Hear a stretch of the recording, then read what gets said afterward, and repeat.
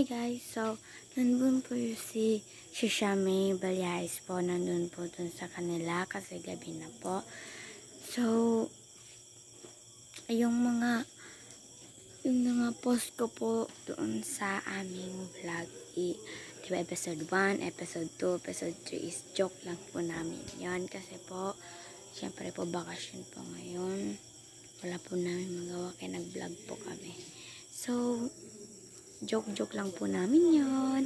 Tsaka po yung kung ano sabi kong bayot. Sorry po yun guys kasi uncle ko kasi yan, si Uncle Michael. Sinong nung Michael yung tawag namin, kaya joke lang po guys yun, okay? Bye! And please naman po subscribe po kayo, like and share. Bye guys! Sana naman po joke lang po namin yun, okay? Bye po! Mwah!